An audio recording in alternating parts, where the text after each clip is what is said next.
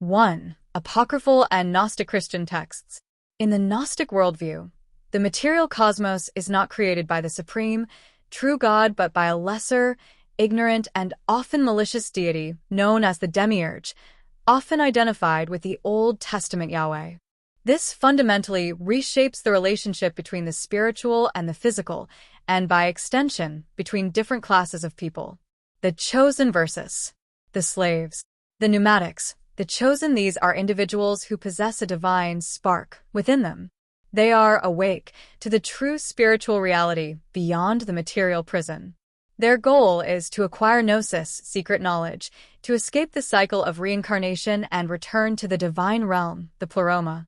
The hylics, the slaves, these are people completely identified with their physical bodies and the material world. They are asleep, ignorant of their true origin and nature.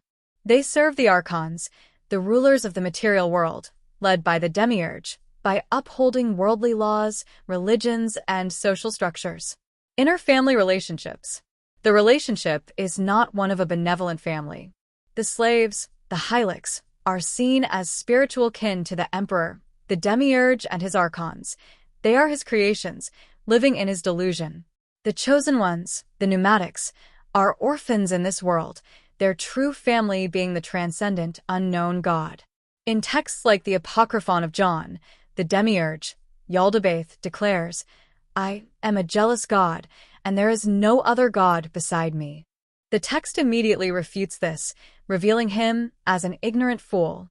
This illustrates the dynamic.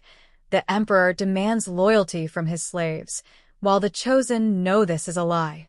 The inner family is thus a spiritual lineage of knowledge, not a biological or social one. The true family consists of those who share the gnosis.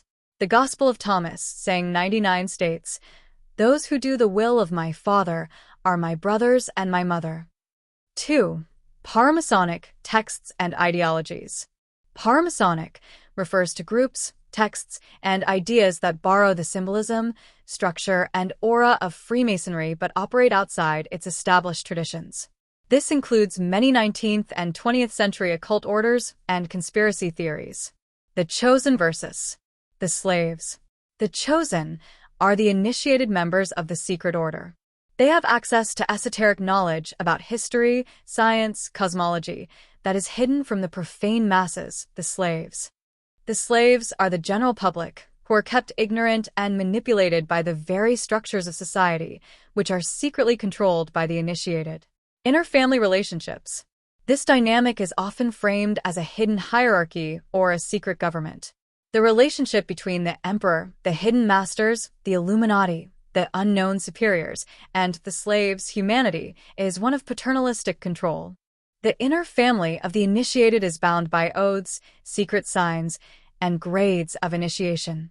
Lower-level members might be slaves to the higher-ups, working towards a goal they don't fully understand, while the highest adepts act as emperors, steering the course of civilization. In extreme conspiracy theories, this relationship is predatory. The chosen elite are seen as literally preying on the energy, resources, and labor of the slave masses, a concept sometimes framed in occult terms as a form of lush, energy, harvesting. 3.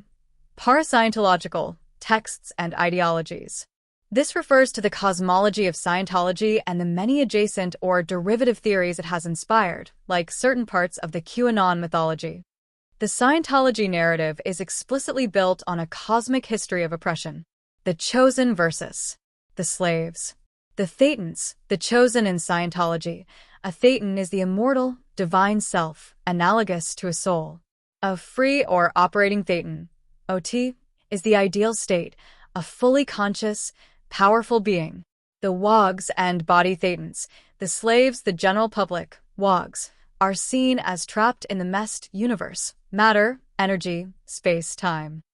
More critically, higher-level Scientologists learn that they are afflicted with body Thetans, BTs, the disembodied souls of ancient extraterrestrial beings who are victims of a galactic catastrophe. These BTs are like spiritual slaves that cling to a person, causing their trauma and problems. Inter-family relationships. This is the most literal interpretation of your question. The central myth of Scientology involves Xenu, the ruler, emperor, of the Galactic Confederation who, 75 million years ago, brought billions of beings to Earth, Tiago, placed them around volcanoes, and blew them up with hydrogen bombs. Their disembodied Thetans, the slaves, then clustered together and now attached to living humans. Therefore, every human being is, at a spiritual level, an inner family composed of a core chosen Thetan and a vast population of enslaved, traumatized body Thetans. The relationship is one of spiritual parasitism and liberation. The goal of advanced Scientology auditing is to cleanse oneself of these slave entities, freeing both the chosen Thetan and the slave, BTs, thus breaking the cosmic cycle of oppression that began with the Emperor Xenu. Synthesis and common themes. Across all these systems, a powerful and consistent narrative emerges. A cosmic caste system.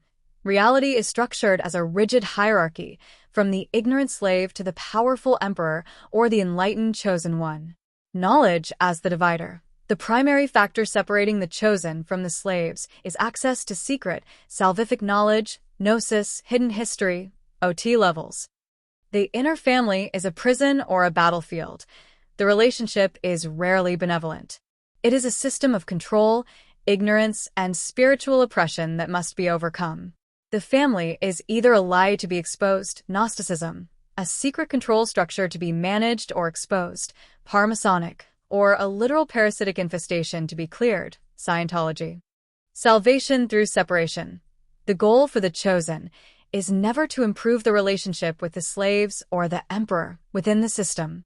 The goal is to transcend the system entirely, to escape the material world, uncover the secret conspiracy, or clear oneself of spiritual parasites.